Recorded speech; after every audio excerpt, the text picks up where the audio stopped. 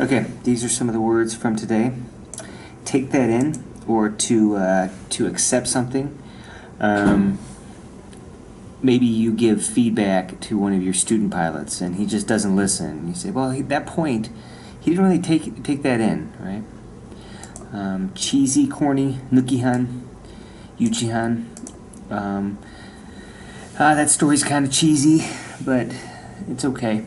Corny is usually for kids. Now this word I don't use too much. They kept doing it. They wouldn't stop. They wouldn't stop it. They kept on doing it. They were doing it repeatedly. They did it multiple times. I think, who told that story? Somebody today told the story of, like, there was an airport here in Korea, and some maybe teenagers or people had a laser pointer, and they kept shooting the laser pointer, or pointing the laser pointer at airplanes. Not once. They kept doing it. They wouldn't stop. Right? Again, brownie points. Brownie points are meaningless. They're just points for fun, or points to have the manager, team leader like you, or whoever, or between friends as well. Why did you do that? You don't get any.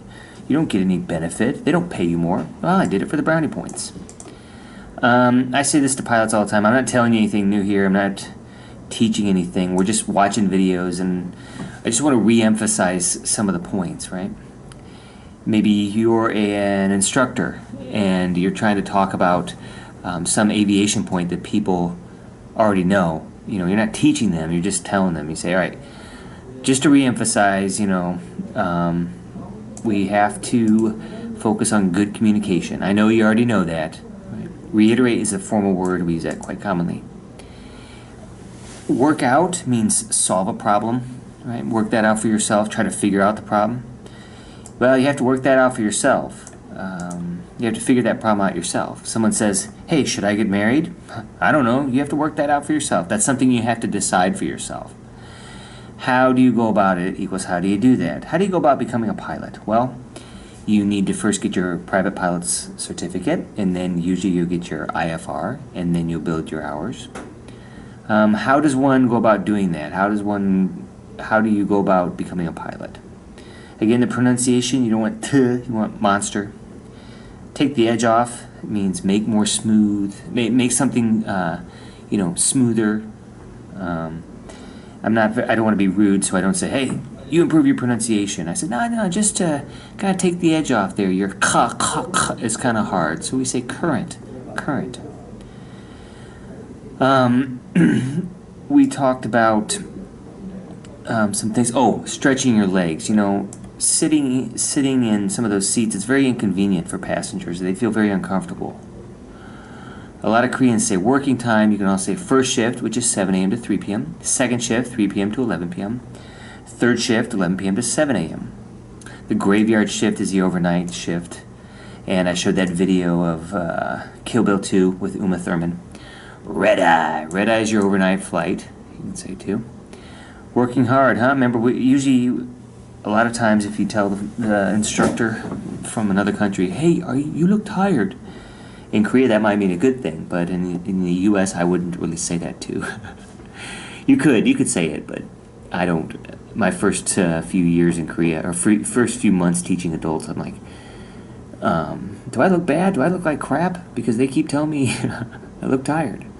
We also say this: are you working hard, or are you not doing much work, or hardly working? This is kind of a fun thing to say. I used to say this in the U.S. military. Again, sort out is organize, get ready. Are you ready for your vacation? Well, I gotta sort out a few visa issues. Can be fixed. I'm getting things sorted out. Tonight I'm gonna pack my bags, pack my luggage. We had a question for Dongjun, like two native speakers are speaking English to each other. I put other in there. Who is better at understanding the other person? Is it two non-native speakers speaking English to each other, or a native speaker speaking to a non-native speaker? Right? Remember, the nuance is very important. Have at it, go ahead, be my guest. These are all. Have at it's very very informal. Like I give you chocolate cake, you say, can we eat it? Yeah, have at it, go for it. Jump on it, go to it, get to it. All these are really informal. Okay, but we do use them. I want to retire. At that point, I'll be ready for retirement. Kim Jin-soo, I think, told this story, right? I'd like a nice house in the country. Do you want your assets in US dollars or Korean won? It's a good idea to diversify your holdings.